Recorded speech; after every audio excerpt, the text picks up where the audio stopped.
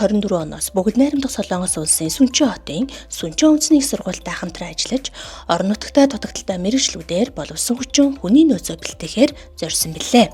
50 жилийн өмнө эх орны өнцөг болон бүрээс илгээлт өөрчлөсөн олон залуус Эрдэнэт хотыг зорин ирж байсан бол 50 жилийн ой босгон дээр Эрдэнэт хотын хүүхдүүд гадаадын нэр хүндтэй ихтэй сургуулиудад суралцах боломж нээгдэн олон улсын түвшний боловсрал эзэмших эхлэлийг тавилаа. Энэ бол Эрдэнэт хот гадаад хамтын ажиллагаагаа өргөжүүлж, орон нутагтаа эрэлттэй мэргэжлүүдээр чадварлаг боловсон хүчин хүний нөөцөө бэлтгэх алсыг харсан том зорилтын эхлэл болж байна. Тэгээд би болохоор химийн инженерчлэл мэргэжлээр Сүнчэн хотод сурахаар болсон. Яагаад энэ мэргэжлийг сонгосон бэ гэхээр мэдээж Эрдэнэт хотод хамгийн эрэлттэй хэрэгтэй мэргэжил байгаа болохоор химийн инженерчлэлээр сурахаар болсон байгаа. Орон нутагтаа илүү хувь нэмэр оруулахын тулд Сүнчэн хот руу явж суралцахаар болсон. Би Орхон аймгийн Политехник коллежийг хэвлэл график дизайнаар төгсөрч төгссөн. Би ирээдүйд эрэлттэй 30 мэргэжил дундаас картон анимашн гэдэг одоо миний төгссөн мэргэжилтэй маш ойрхон одоо мэргэжил байсан. Тэгээд яг энэ боломжийг олгож өгсөн Орхон аймгийн удирдлагуудаа бас үнэхээр их баярлж байгаа. Бидний хариуцлагаас үүдэн дараачийн хүмүүс маань үд талга нэгдэх учраас бид нар хариуцлагатай хичээнгүлэн мундаг суралцсан.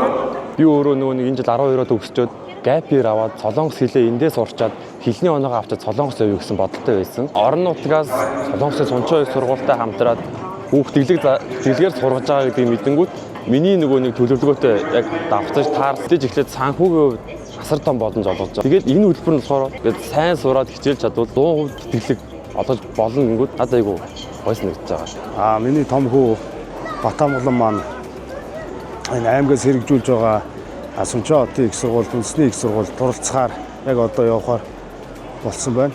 Үүнийг хэрэгжүүлж байгаа Орхон аймгийн засаг даргын тамгын газар, засаг дарга бүх нийт хүмүүстээ маш их баярлалаа гэж хэлье. Ингээд хүүхдүүд Солонгост үдж өгч байна. Энэ тэтгэлгээр ингээ манай хүүхдүүд орон нутгаас Солонгос руу суралцахаар ингээ явж байгаамаа. Барилгын инженерээр ингээ сурахаар мэргэжлээ сонгосоо. Сайн инженер ч юм болоод хурж ирээд орон нутагт эх орондоо их баярлага барихыг хүсье гэж хэлээ да.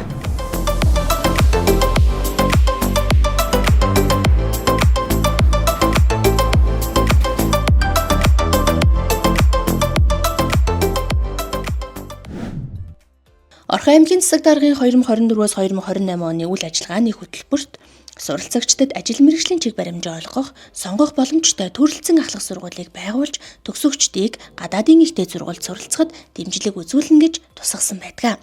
За энэхүү заалтын хэрэгжилтийг хангах зорилтын хүрээнд Орхон аймаг Бүгд найрамдах Солонгос улсын Сүнчэн хотын Сүнчэн үндэсний их сургуультай хамтын ажиллагааны санамж бичгийг 2024 онд байгуулсан билээ. Хэлний тэтгэлэг хөтөлбөрийн 1-р ээлжинд тэнцсэн 12 оюутан өнгөрсөн 9-р сард Бүгд найрамдах Солонгос улсыг зорьсон бол 2-р ээлжинд тэнцсэн 11 оюутан 11-р сарын 30-нд сургуулаа зорж хичээлээ эхлүүллээ. Тэтгэлэг хөтөлбөрөөр суралцж байгаа 23 оюутан орон нутагтаа эрэлттэй инженер, нийгмийн салбарын чиглэлийн 30 мэргэжлээ сонгон суралцж байна.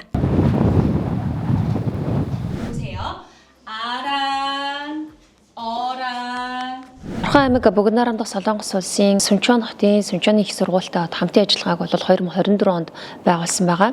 За энэ санамжчгийн хүрээнд Орхон аймгаас 30 оюутныг хэлний тэтгэлэг хөтөлбөрт хамруулах ийм зорилготой. За энэ хөтөлбөрийн хамгийн гол зорилго бол эхний 6 сарын хэлний бэлтгэлийн төлбөрийг Орхон аймгийн засаг даргын тамгын газраас төлөөд за мөн оюутны байр, хоолны эхний 6 сарын төлбөрийг Сүнчэн их сургууль ийм төлөх зорилготойгоор хамтын ажиллагааг эхлүүлсэн байгаа. Бакалаврынхаа эхний 1-р курст орчсон тохиолдолд голч оноо хичээлийн эрсцээс шалтгаалаад зөвхөн манай Орхон аймгийн сурагчдад зориулаад Сүнчэн хотын Сүнчэний үндэсний их сургуулиас бакалаврын сургалтын төлбөрийг 30-аас 100% хөнгөлөх энэ боломжийг бол санамж жижигтэй бол тусгасан нь их онцлог байгаа.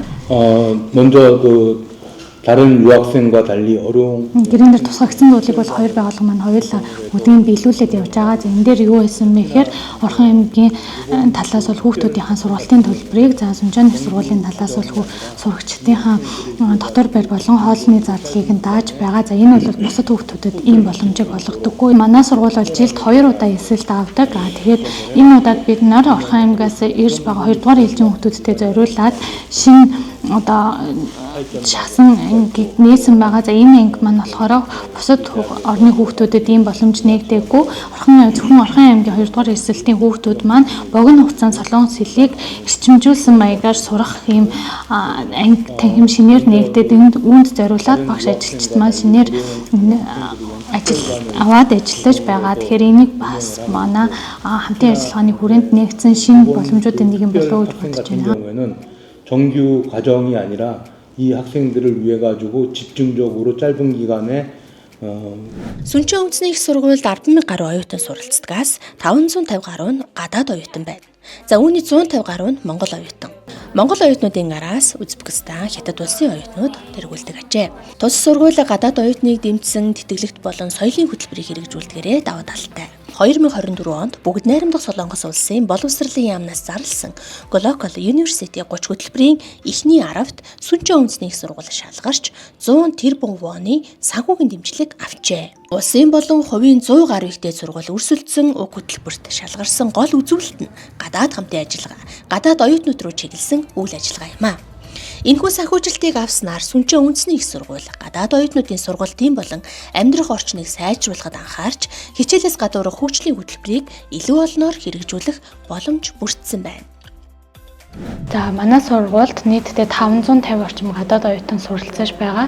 За энэ суралцаж байгаа оюутнууд дотор Монгол оюутны хүнд хамгийн их. За үүний араас болохоор Узбекистан, Хятад, Вьетнам гэх мэтчлэн Азийн урдны оюутнууд ихээр суралцаж байна. Монгол сурах, Солонгос сурах хоёр бол ер нь бол одоо төвчний одоо маш өндөр зөрүүтэй гэж би ойлгосон.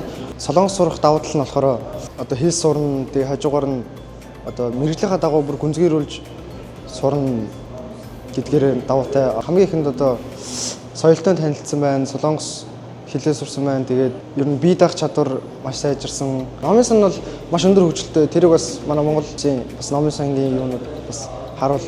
Үнэхээр гоё хөгжил нь бол үнэхээр сайн гэдэг нь бол ер нь бол харж мэдэрч авсан. Тэгээд хичээл дараал номын санд суух тийм бас хоббит болсон. Бүгд найрамдах Солонгос улсын сургууль Сүнчэн үндэсний их сургууль нь 1958 онд байгуулагдсан 90 жилийн түүхтэй. Анх удаа аж ахуйн чиглэлээр мэргэжилтэн бэлтгэдэг байсан бол 90 жилийн түүхэнд нийгмийн, инженерчлэлийн, байгалийн ухааны гэсэн 4 салбар сургууль 50 гаруй мэргэжлийн тэгмтэй болон өргөжсөн байна.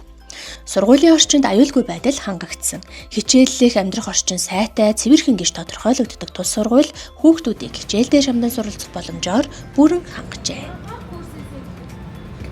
Миний хувьд энэ сургуулаа бакалавр болон магистрийн түвшинд сурч төгсөөд ингээд энэ сургуультай гадаад харилцааны газарт Монгол оюутан хариуцсан мэргэжилтнээр ажилд ороод Монгол оюутнуудынхаа амьдрал болон сургалтын одоо түвшинд хэрэгтэй зөвлөлтөнд туслалцаа үзүүлж ажиллаж байна. Дотор байрны хоолны газар болон дотор байрыг хариуцсан Монгол ажилтан маань өдрийн 4 цагаар ажиллаж хүүхдүүдэд дотор байранд нь хэрэгтэй туслалцааг нь үзүүлж байгаа. Тэр үлжинд 12 хүүхд ирсний 3 нэмэгтэй. Тэгээ 3 нэмэгтэй нэг дор байгаа. Нэг өрөөнд байгаа. Манай дотор байранд болохоор ингээ халаалтай айгуу сайтай. Тэгээ цаанаасаа хоолтой болохоор ингээд ямар ч тийм хоол хийж идэх шаардлага байхгүй. Дүүш 0-ийн өрөөнд дэр нь айгуу тийм тухтай байдаг. 10 цагаас дуу чимээ гаргахыг хориглодог. Хэвээ хэрвээ дуу чимээ гаргах юм бол торгуултай. Тэгээд эрэгтэй эмэгтэй дотор байр гэж хоёр тустай байгаа. Эмэгтэй зоонд ямар ч эрэгтэй хүн байхгүй.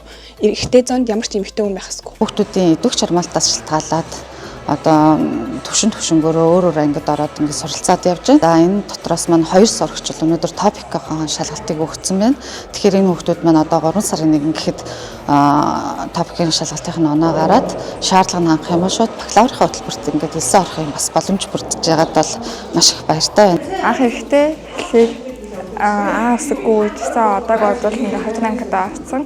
2 өдрийн өмнө топикийнхаа шалгалтыг өгчөөд байж байна. Өөрөө тамирчин Орхон аймгийн хангалтгүй клубын цааны шагшаагийн тамирчин бакалавртаа нийгмийн тамираар суралцах болон тэгээд давхар мэргэжлээ өөрийн сонгосон мэргэжил болох спортын сэтгэл зүйчээр сурах сонирхолтой байна. Олон хүмүүс дундаас ингээд шалгаруулж гарч ирсэн тэр утгаараа тэгээд ер нь бас боломж амар том боломж гэж хүлээж авсан болохоор нааш ирж сурсан. Манай Монгол мэргэжилт маань өртнүүд маань гэсэн ингээд аливаа асуудалтай ингээд байна.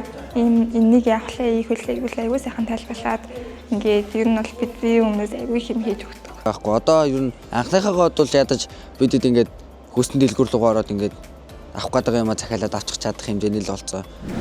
Оюутны хичээл зүтгэл, сургалтын амжилтаас шалтгааллах олон боломж энд бий.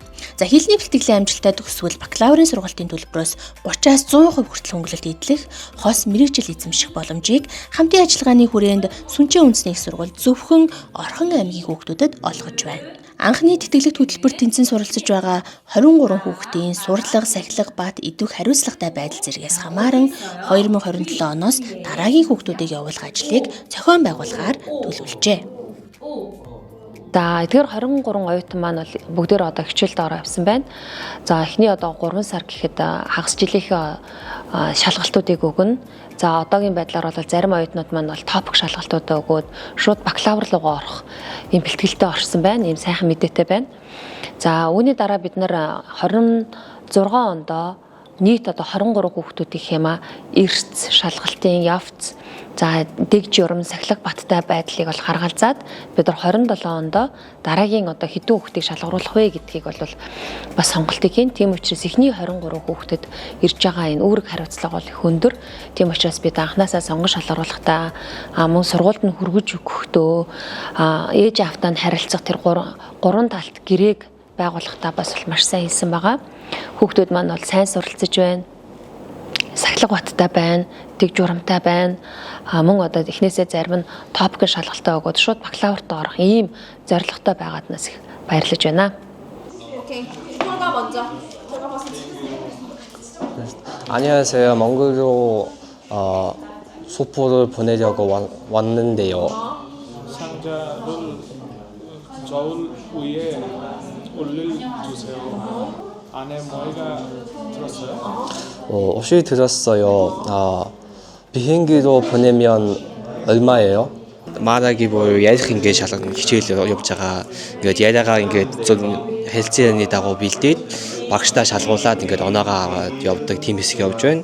Ер нь өдөр тутамдаа 4 цаг ордог. 4 цагтаа эхлээд дүрмээ үзээ, шинэ үзээ үгээ үзчихэд тэгээд дараа нь ярих, бичих, сонсох тиймэрхүү тус тусын тасгалуудаа хийгээд явдаг. Би 7 дугаар сургуулиас ирсэн. Би энд болохоор хот төлөвлөлтийн инженер гэдэг нэрийг сонгож ирсэн байгаа. Би 9 сарын элс дээр ирсэн. Тэгээ одоо хэлний бэлтгэлийн 2 дугаар анги дээр сурж байгаа.